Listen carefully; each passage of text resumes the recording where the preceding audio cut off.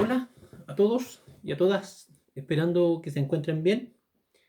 Seguimos entonces con el proceso de entrega de estos materiales para complementar estas clases que se interrumpieron por el tema de la contingencia.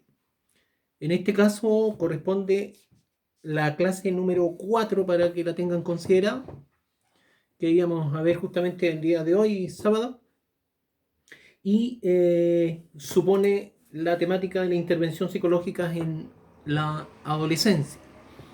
Eh, Me gustaría iniciar de inmediato con la lógica de esa idea, de ese temario, especialmente leyéndoles la conclusión que ustedes pueden encontrar en la PPT correspondiente a esta clase.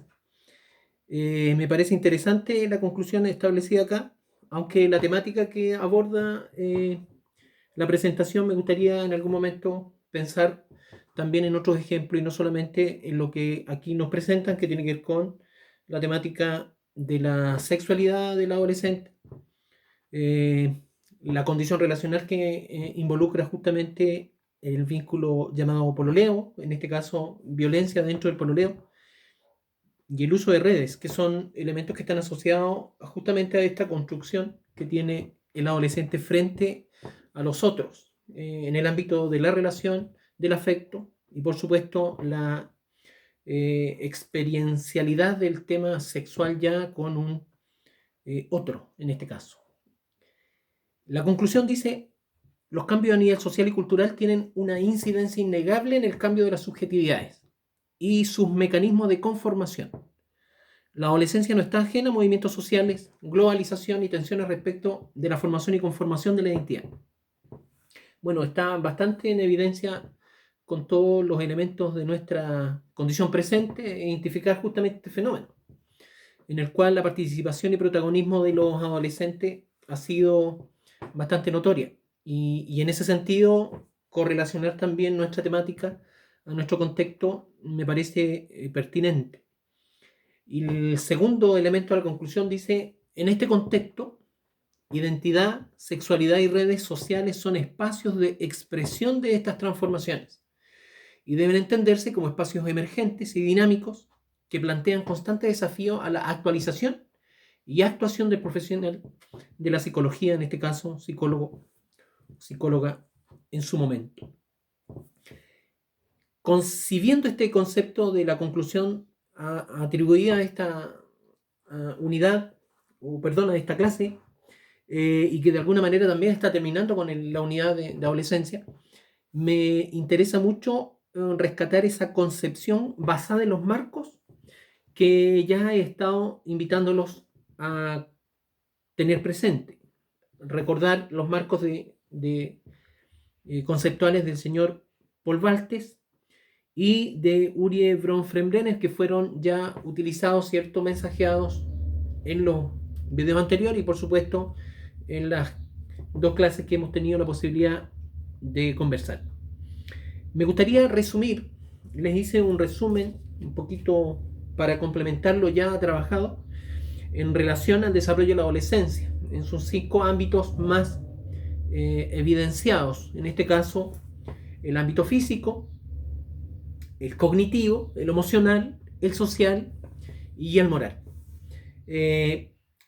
Para entender que lo que se pretende ocupar como marco de intervención en el ámbito ya del ejercicio de la psicología estaría basado justamente en la idea que tienen estos ámbitos de desarrollo en la adolescencia, marcados, ¿cierto?, por estas características físicas, cognitivas, emocionales, social y moral. Rápidamente, los cambios, como resumen, ¿cierto?, síntesis físicos del adolescente, hablan de cambios rápidos y súbitos, especialmente por intervención de tipo hormonal en nuestro proceso biológico. Obviamente el estirón físico, la altura, que es una condición muy destacable, aparecen también los caracteres sexuales secundarios, un elemento muy importante que llama la atención en este proceso para las personas que viven o cuando nosotros mismos vivimos ese periodo fue el aumento de la vellosidad corporal. Algunos elementos, ¿cierto?, muy simbólicos como el acné en el caso masculino, frecuentemente también en el femenino a veces de menor manera. Cambios de voz, olor en la sudoración, preparación física, ¿cierto?, para el acto sexual y la función reproductiva serían los elementos más llamativos a nivel del cambio físico.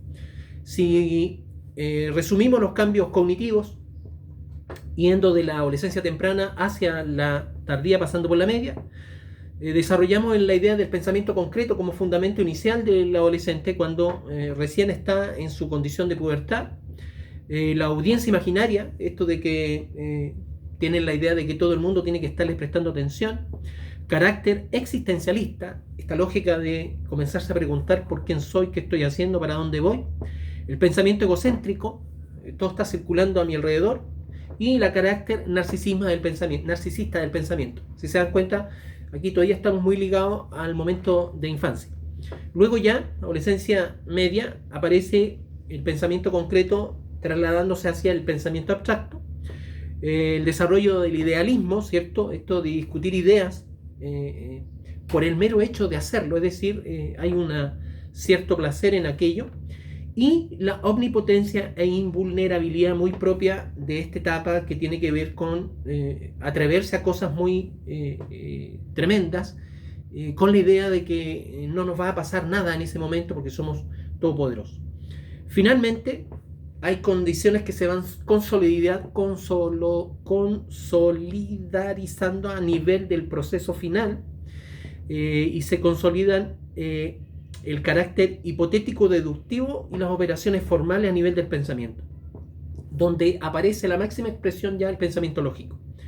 Puede trabajar mentalmente en supuestos e hipótesis. El pensamiento va volviéndose cada vez más abstracto, creando realidades complejas, ¿cierto?, utilizando el método inductivo y deductivo sin ningún tipo de problemas.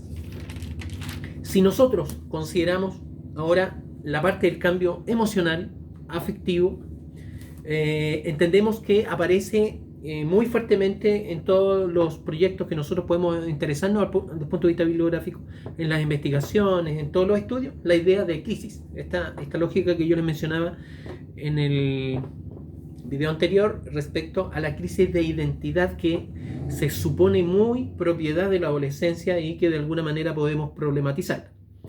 Esta idea de no saber si el niño o es adulto, este juego de la transición. Aparecen, ¿cierto?, a nivel emocional sus enormes contradicciones y conductas extremas.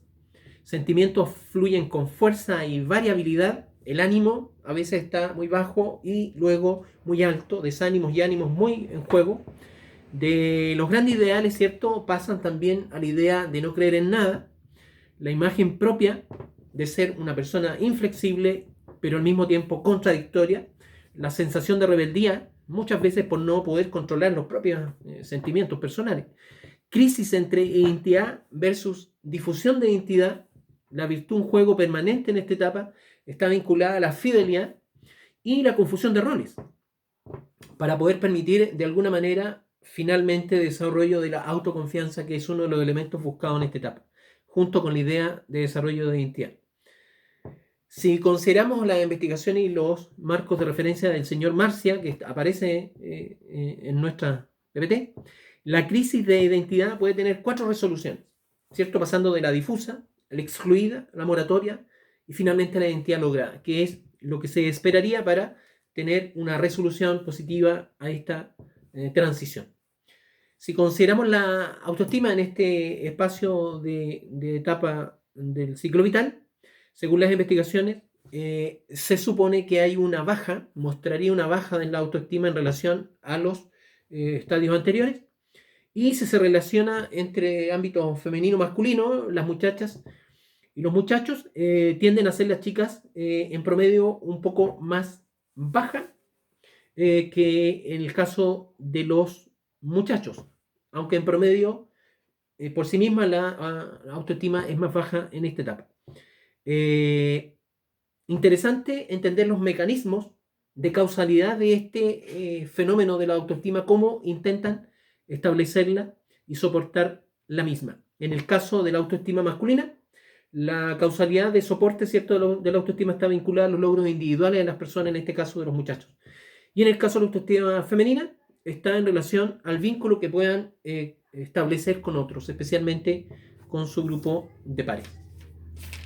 Si pasamos a los cambios afectivos y sociales, la síntesis sería que el egocentrismo, como característica cognitiva, ¿cierto?, tiene su impacto en lo afectivo, especialmente en la construcción de lo que se llama la fábula personal. Experiencias únicas e incomprensibles para los demás, instalando esta lógica que yo les decía de la invulnerabilidad. La audiencia imaginaria, es decir, que todos debieran entender y estar prestando atención a la condición de este adolescente. Dentro de otros cambios afectivos muy importantes y sociales, fluctúan la condición vincular entre el retraimiento y aislamiento personal hacia una tendencia generosa, ¿cierto?, relacionarse con los demás. Entonces, desde un retraimiento hacia la condición de vínculo. Se resguarda entonces al inicio un celoso o mecanismo de intimidad. Pasa a tener mucho valor. Tiene elementos interesantes como la afirmación de sí mismo, espíritu de independencia y conquista afectiva del mundo cuando se está en este proceso de resguardo de la intimidad. Espíritu de inseguridad aparece también en este proceso, promoviendo cierto deseo de necesidad de comprensión y de desilusión de descubrir realidad que lo rodea, que son estos sentimientos de inutilidad que a veces aparecen en los adolescentes de saber o saberse, pensarse poco hábil para instalarse en el mundo de los adultos. La tendencia a relacionarse con los otros, que es hacia donde se juega en lo social, desde el retraimiento hacia esta condición de tendencia generosa de la relación, está promovido, según las investigaciones, primero por intereses eróticos y sexuales, luego por este juego de construir pandillas o grupos de Tobis y Lulú, función que facilitan el encuentro social, el encuentro con la pareja. Es como los grupos van ayudando, ¿cierto?, al vínculo con el otro. Y respecto a la sociedad, reconoce autoridad, pero participa activamente en movimientos sociales, que es justamente lo que hemos estado percibiendo en estos últimos fechas de nuestra sociedad. ¿A qué se le llamaría como tarea de la adolescencia a este nivel emocional social? Sería la construcción de la identidad por un lado, ya comenzar a pensar en el proyecto de vida, esto que quiero hacer, cómo voy yo a vivir en el futuro como adulto, y por supuesto al mismo tiempo el logro de la emancipación, tanto de la dependencia económica y vincular de los padres y el control, esto de tomar decisiones propias sin estar esperando la anuencia de los adultos. La relación con los padres siempre se va a dar, y eso es una de las condiciones que aparece fuertemente en las investigaciones, de manera ambivalente. Hay una oposición, se oponen entre ellos y los valores que estos representan, y al mismo tiempo hay una imitación de los modelos de los padres ante la necesidad de afirmarse personalmente. O sea, su personalidad como joven adulto necesita una afirmación, y ahí es donde ocupan los modelos e imitan a sus padres. Aparece entonces una curiosa paradoja, que es la necesidad que el adolescente transgreda los límites y la confrontación con el mundo adulto, pero al mismo tiempo el mundo adulto debe seguir poniendo y sosteniendo los límites, habilitando entonces una progresiva internalización de estos mismos límites al adolescente, para que vaya construyendo entonces progresivamente su identidad y su instalación en el mundo de lo adulto. Desde el punto de vista de lo moral, la síntesis sería que debemos recordar, ¿cierto?, a Kohlberg y los niveles de desarrollo moral, pasando desde el desarrollo moral de lo preconvencional, donde las normas se cumplen porque están instaladas, alguien las instaló y hay que respetarlas, y con eso se evita el castigo, o en el caso positivo se logra un beneficio al cumplir las normas. Se pasa por la moral de la conformidad, ¿cierto?, para complacer a los demás y recibir de esa forma consideración de las personas que son valiosas para el adolescente, llegando a la moral postconvencional, donde las decisiones morales surgen de principios, derechos y valores que los reconoce la multitud, admitidos por las personas, por toda la cantidad de personas de alguna manera razonables en la sociedad. La moralidad es interna, se reconocen los conflictos entre normas y se escogen entre ellas asumiendo la responsabilidad de aquello. Considerando al adolescente, y en especial su etapa tardía, se espera que esté alcanzando el estado 5, e idealmente el 6, de los que los propone Colbert, utilizando el razonamiento y los principios éticos universales. Por lo que se recomienda no evaluar respuesta moral de los adolescentes en relación a los diversos dilemas vividos, sino más bien reconociendo la naturaleza del razonamiento que sostiene la decisión o postura. Y eso sería suponiendo que ya logró establecerse en los niveles 5 o 6 de los estadios mencionados por Colbert. Bueno, teniendo en consideración esta síntesis a este sujeto, a este burlonamente incluso decir este proyecto de ser humano como se miraba en algún momento, este señor que va creciendo para la instalación de un sujeto tal y completo, que es una de las miradas que me gustaría problematizar en lo permanente. La idea es, a mi gusto, lo más importante, que es cómo la psicología y los futuros psicólogos debiéramos instalarlos dentro de esta estructura llamada adolescencia, pensando en ese sujeto para ofrecer nuestra atención profesional. Y es ahí donde entonces, considerando esta síntesis, entender cuáles son las mayores necesidades y al mismo tiempo las mayores condiciones que se pueden instalar como conflicto en la persona del adolescente. En este caso está la lógica, ¿cierto?, preparación que ya hemos ido evidenciando que tiene el adolescente para encontrarse con un otro.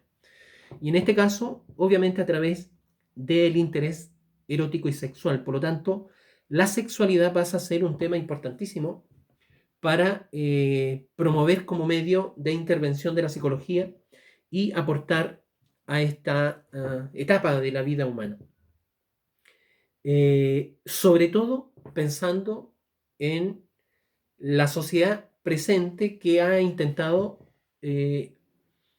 sexualizar mucho la infancia.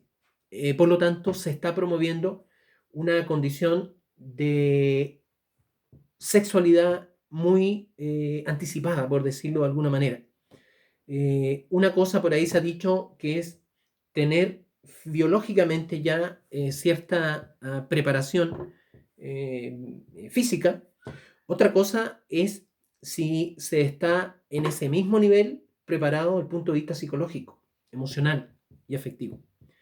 Y por eso hay que asumir algunos principios, entre ellos pensarse si el inicio de la vida sexual en la adolescencia es una conducta esperada, es decir, una norma que debe ocurrir en esa etapa, una conducta transitoria, es decir, que es una experienciación que el propio desarrollo del ser humano lo exige, o, ya desde un punto de vista más dramático, es lisa y llanamente una conducta de riesgo, en lugar de esta conducta esperada y normal, entre comillas, esperada en esta etapa. Y esa posible respuesta nos ayudaría, ¿cierto?, a entender cuál sería el rol de este profesional que se está, en este caso de ustedes, formando, para intentar promover intervenciones justamente en algo tan interesante y valioso e importante como es el tema del desarrollo sexual en esta etapa. Entendiendo que el interés y el atractivo físico por el otro acá comienza a ser tremendamente imperioso. Conjuntamente el adolescente comienza a cuidar, a resaltar su propio atractivo justamente para hacer ese ejercicio de la atracción. Se afianza, ¿cierto?, la tendencia a la relación y el vínculo con determinadas personas, van eligiendo, ¿cierto?, ya no es una cosa grupal, sino va particularizando el interés. Y muy interesante entender que el impulso sexual ahora no es solamente un tema biológico, sino que también se transmite a través de una función psicológica. Eso significa que comienza a ampliarse, ¿cierto?, y a complejizarse este interés sexual. No es solamente el punto de vista físico-sexual en sentido estricto, sino también desde una construcción y significado de tipo psicológico.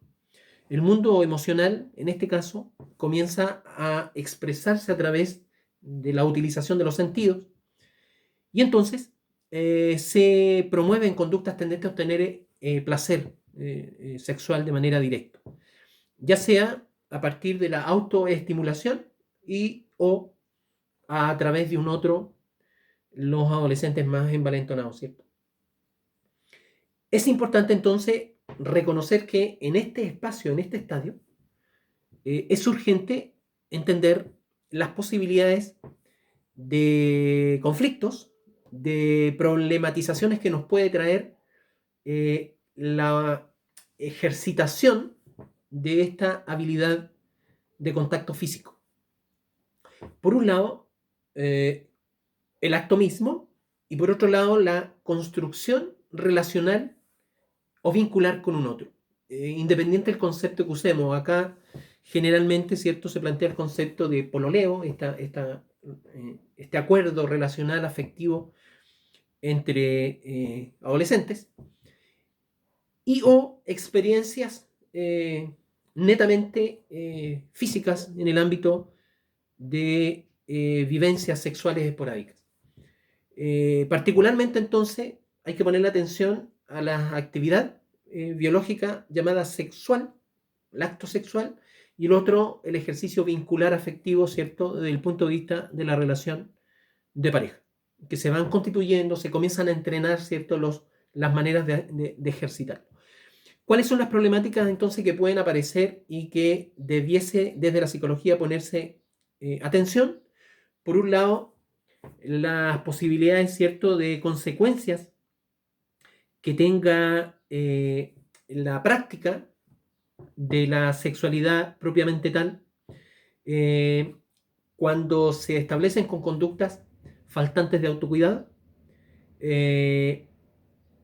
particularmente a edades muy tempranas, y la otra cuando ya se establecen vínculos formales, ¿cierto?, de relación afectiva, en lo que hemos llamado pololeo, y se comienza a establecer relaciones de comportamiento violento, que es la famosa concepción de la violencia en el pololeo como tema.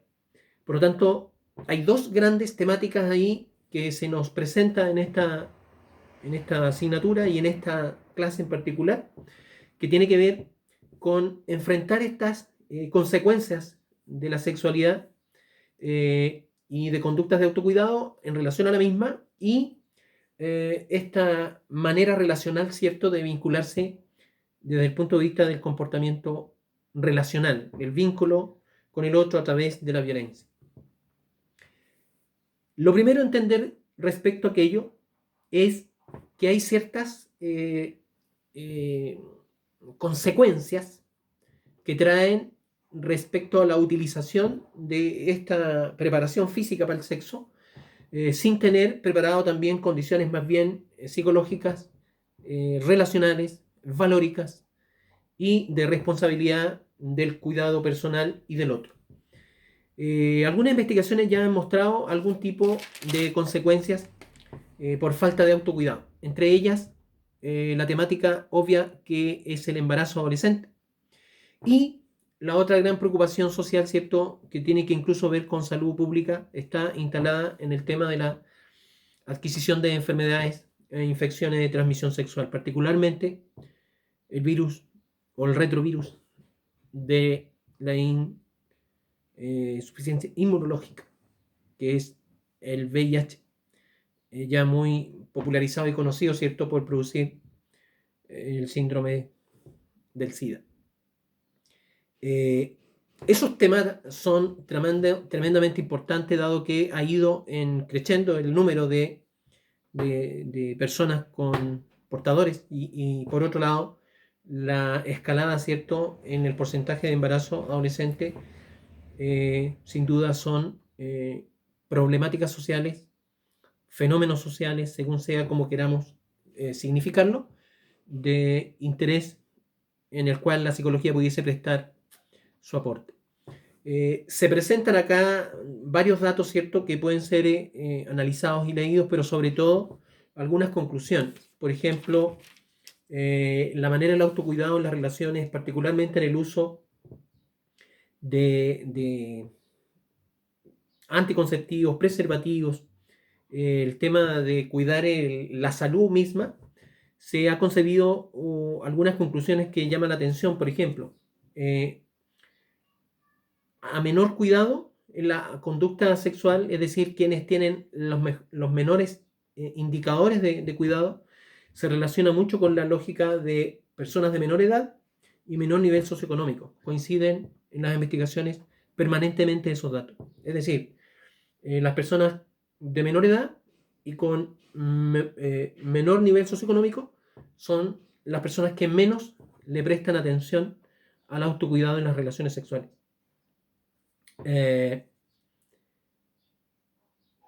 Cuando se les pregunta a los jóvenes adolescentes el uso de los preservativos, en este caso como tema, para empezar siendo bajo, y se les plantea la idea a quienes lo ocupan, el motivo por cuál lo usan, llama la atención también de que la categoría menos usada como fundamento para usarlo es prevenir enfermedades e infecciones de transmisión sexual. Llama mucho la atención.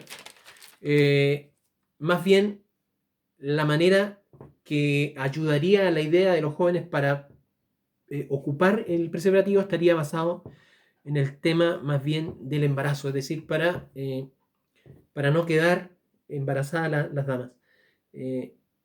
No así el cuidado de la enfermedad.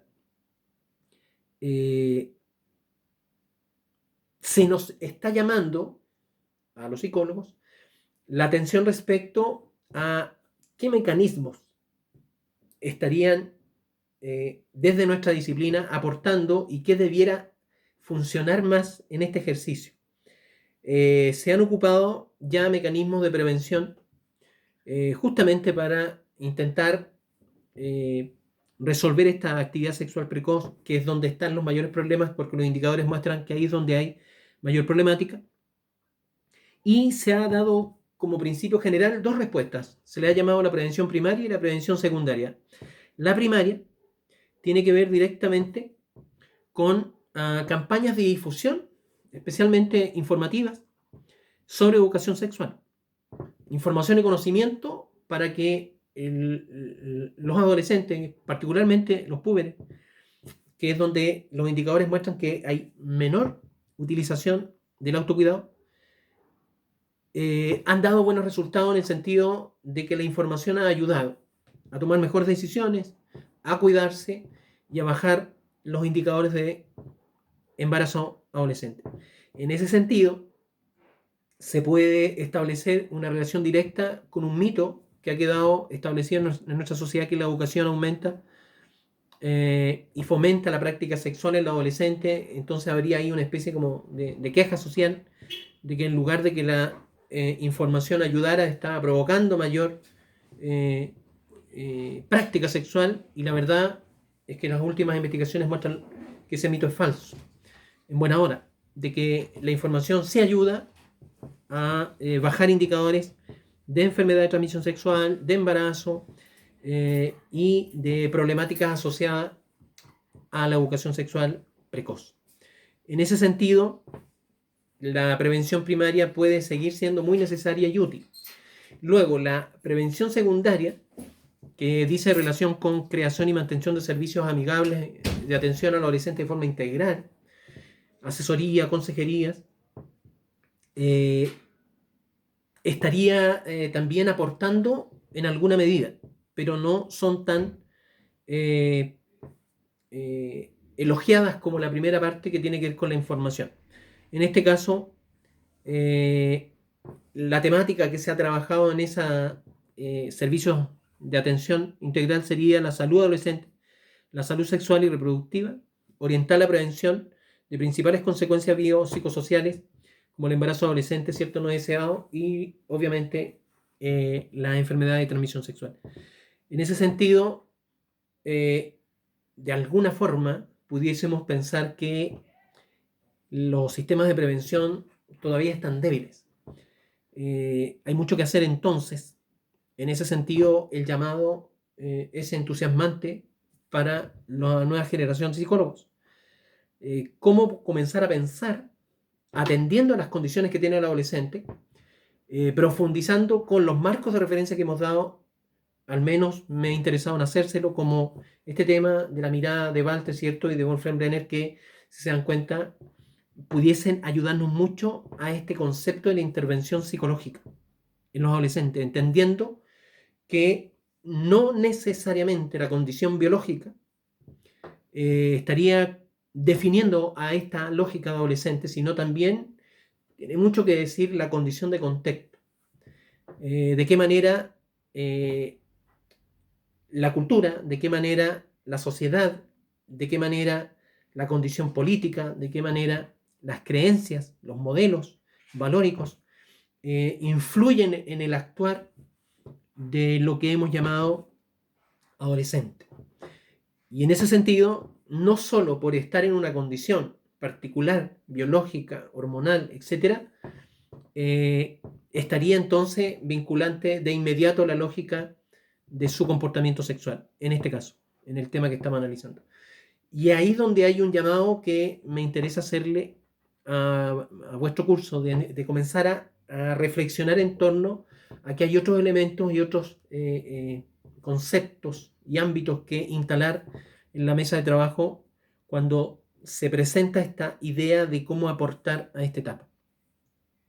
Si pensamos justamente la idea del vínculo, en este caso lo que se ha denominado como la violencia en el pololeo, también se puede observar esta concepción que les menciono, que va más allá de solamente la condición de la edad, sino tiene que ver también con factores asociados que promueven ese ejercicio relacional como modelo vincular.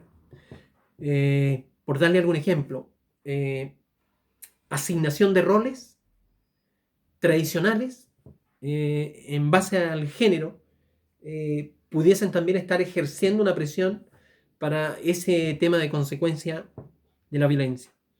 Se ha reconocido, por ejemplo, que a mayor edad de los integrantes de la pareja, la aceptación de la violencia es menor. Eso significa que retardando la relación vincular, porque hoy día se potencia mucho, curiosamente, no sé si manejan ejemplos algunos, pero parece como gracioso, como llamativo que los niños en los colegios de básica, incluso hasta en preescolar, ya se instale la lógica social de la polola o del pololo.